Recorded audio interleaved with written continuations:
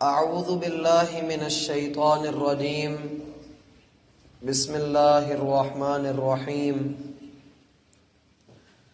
کذبت قبلہم قوم نوح واصحاب الرس وثمود وعاد وفرعون واخوان لوط واصحاب الایکۃ وقوم تبع کل کذب الرسل فحق وعید افعینا بالخلق الاول بل هم فی لبس من خلق جدید۔ حضرات ذی وقار محترم سامعین و سامعات،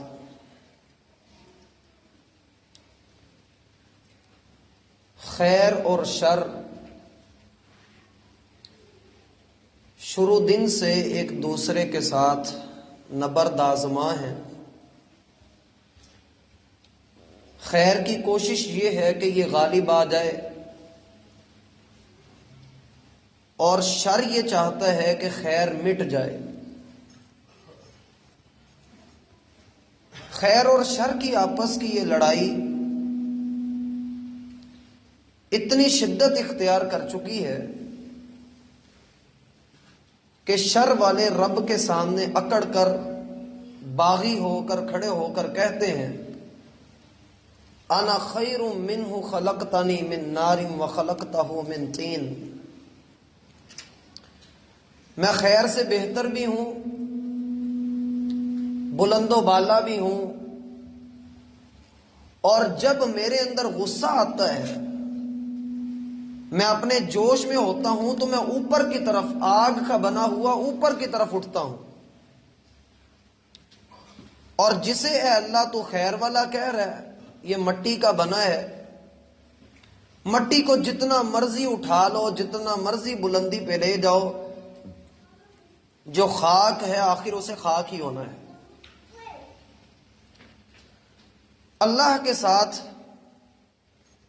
جب اللہ کی مخلوق نے یہ معاملہ کیا تو اللہ نے دو گروہ بنا دیے۔ ایک وہ ہیں جو کل قیامت کے دن کامیاب ہوں گے، اور دوسرے وہ ہیں جن کے نامہ اعمال ان کے بائیں ہاتھ میں پکڑا کر ذلت ان کے اوپر چھا جائے گی۔ اللہ نے دنیا میں اتارا اور یہ کہہ دیا کہ اب تمہارا امتحان ہے، میری طرف سے تمہارے پاس ہدایت آتی رہے گی۔ ہدایت کا سلسلہ شروع ہوا، انبیاء آئے۔ کبھی غور کیجئے کہ انبیاء کو ہم نبی کیوں کہتے ہیں؟ ہم ایک انسان کو رسول کیوں کہہ دیتے ہیں؟ ہم اپنے بچوں کو، اپنی نسلوں کو یہ تعلیم دے رہے ہوتے ہیں کہ بیٹے اگر رسولوں پر ایمان نہ رکھا، اگر اللہ کے بھیجے ہوئے ان پیغمبروں پر یقین نہ کیا، تو دنیا کی ساری قوتیں مل کر بھی تمہیں رب کے ہاں کامیاب نہیں کروا سکے گی۔ ہم رسول کو رسول کیوں کہہ رہے ہیں؟ نبی کو نبی کا درجہ کیوں دے رہے ہیں؟ اس کے لیے ہمیں تاریخ کو دہرانا پڑے گا، پڑھنا پڑے گا، دیکھنا پڑے گا کہ رب ذوالجلال نے ان انبیاء کو، ان رسولوں کو ہمارے اوپر بھیجا، ہمارے پاس بھیجا، کس مقصد کے لیے بھیجا؟ تھے یہ بھی انسان۔ وما جعلنا من قبلک، اے محمد صلی اللہ علیہ وآلہ وسلم، آپ سے پہلے جتنے بھی ہم نے نبی بھیجے وہ بھی سارے انسان ہی تھے۔ انما انا بشر مثلکم، لوگوں میں بھی ایک انسان ہی ہوں۔ اگر یہ انسان ہیں، وہ نوح علیہ السلام ہیں، عیسیٰ علیہ السلام ہیں، موسیٰ ہیں، زکریا ہیں، یہ جتنے بھی انبیاء کے نام اللہ تعالیٰ نے ہمیں ذکر کر دیے، ہمیں بتلا دیے، ہم ان کی عزت کیوں کرتے ہیں؟ حتیٰ کہ ہم یہ بھی کہتے ہیں وَرُسُلًا قَدْ قَصَصْنَاهُمْ عَلَيْكَ مِن قَبْلُ وَرُسُلًا لَمْ نَقْصُصْهُمْ عَلَيْكَ۔ کتنے رسولوں کا ذکر قرآن میں ملتا ہے اور کتنوں کا ذکر ابھی اللہ نے نہیں کیا۔ ہم سبھی پر ایمان لاتے ہیں، پھر ہمارے ایمان کی کیفیت یہ ہوتی ہے، ہم کہہ رہے ہوتے ہیں لا نفرق بین احد من رسلی، اللہ کے رسول اپنی عزت، حرمت، عصمت کے اعتبار سے ساری برابر ہیں۔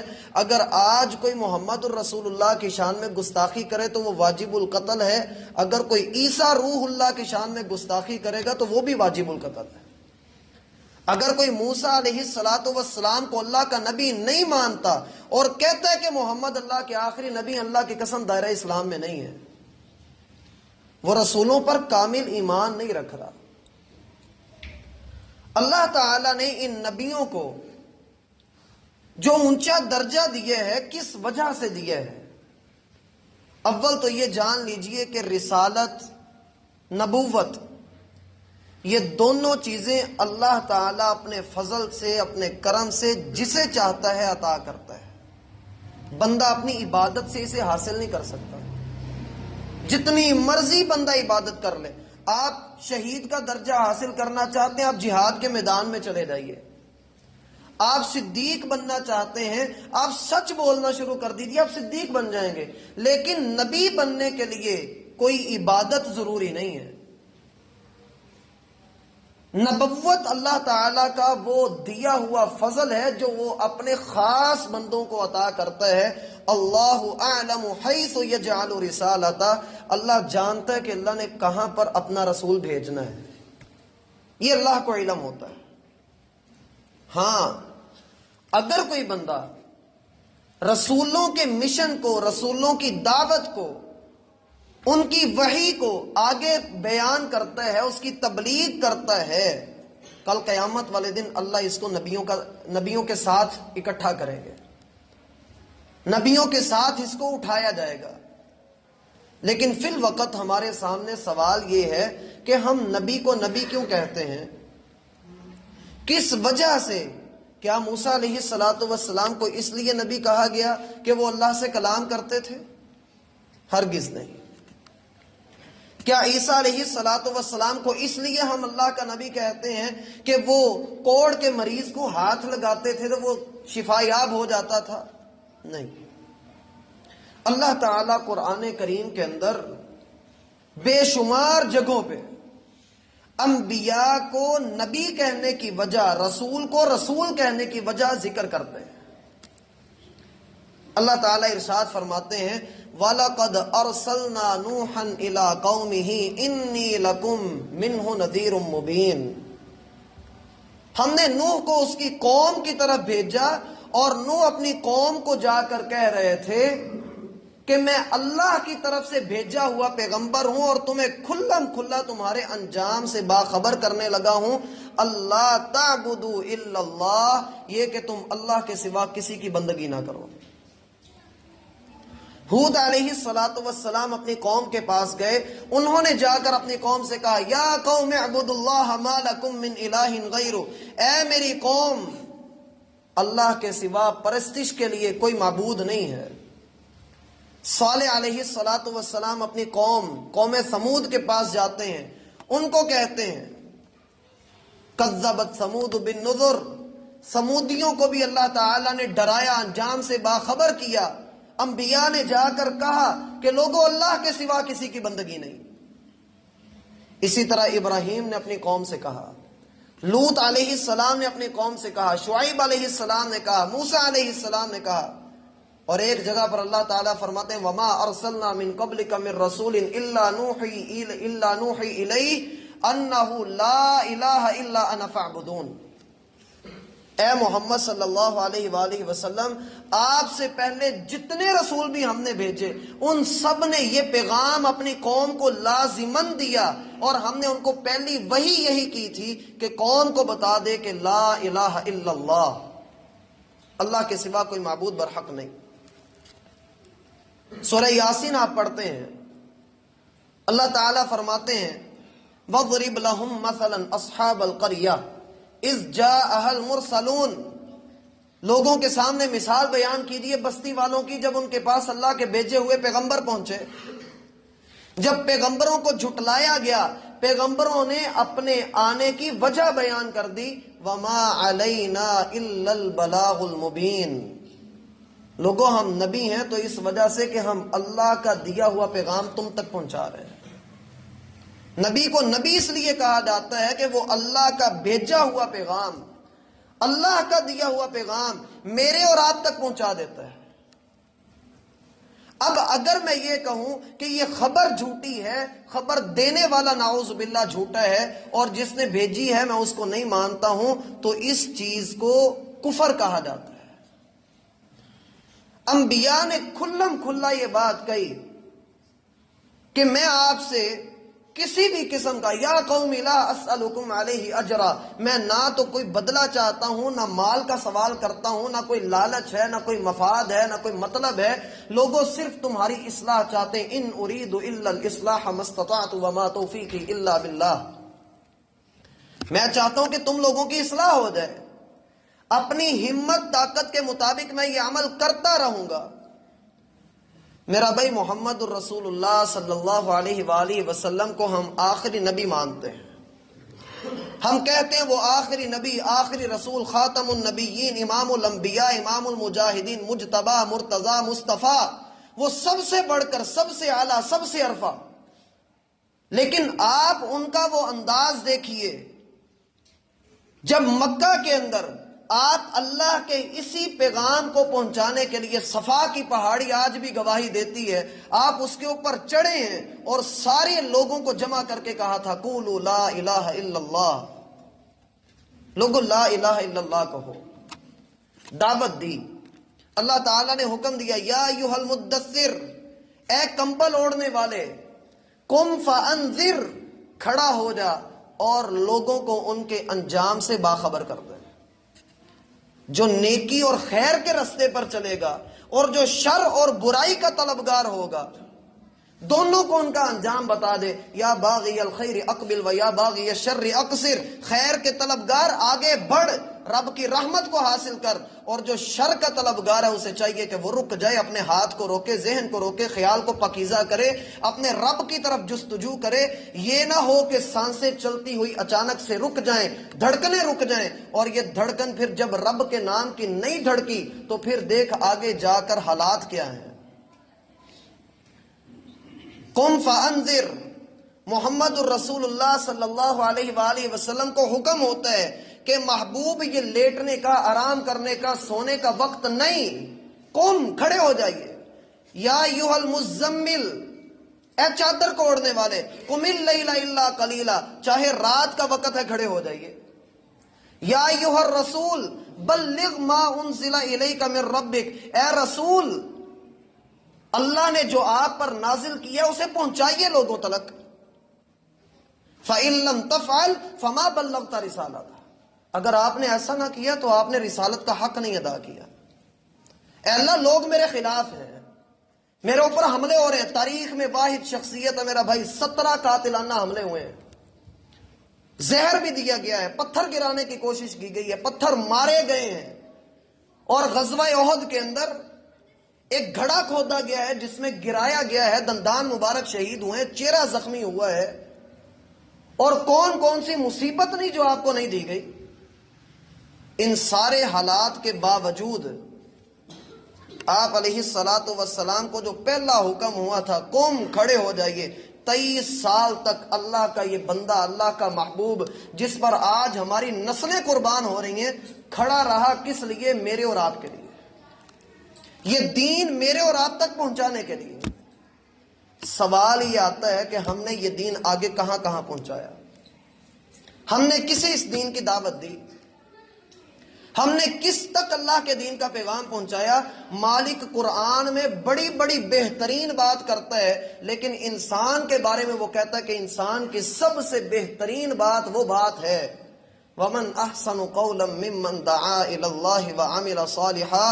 بندے تو خود سوچ کہ جو کام نبی کرتے رہے، جو کام رسول کرتے رہے، اللہ کے بندوں کو اللہ کے دین کی طرف لاتے رہے، بھٹکے ہوں کو رستہ دکھانے والے، اور جو سیدھے رستے سے بھٹک رہے ہیں ان کو سیدھے ٹریک کے اوپر رکھنے والے، ان کی لائنمنٹ سیدھی کرنے والے، رسولوں کا مشن لینے والے۔ وَمَنْ أَحْسَنُ قَوْلًا مِّمَّنْ دَعَا إِلَى اللَّهِ وَعَمِلَ صَالِحًا، اس شخص سے بڑھ کر کس کی بات بھلی ہو سکتی ہے جو اللہ کے دین کی طرف بلاتا ہے؟ جو اللہ کی بات کی طرف بلا رہا ہے۔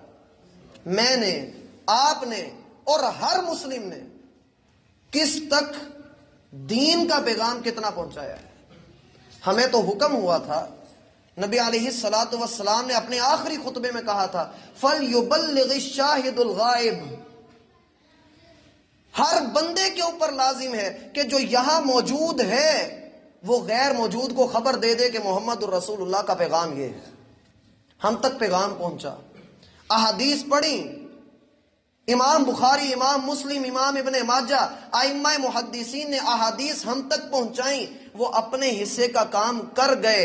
میرا بھائی، میں نے اپنی اولاد کو، اپنی بیوی کو، اپنے گھر والوں کو، رشتہ دار کو، برادری کو، قوم کو، اور اپنے ارد گرد کے یاروں کو، بیلیوں کو، اور اپنی کلاس کے اندر اور اپنی یونیورسٹی اور کالج کے اندر، اپنی فیلڈ کے اندر میں نے کس کس کو کلمہ لا الہ الا اللہ تک پہنچایا ہے۔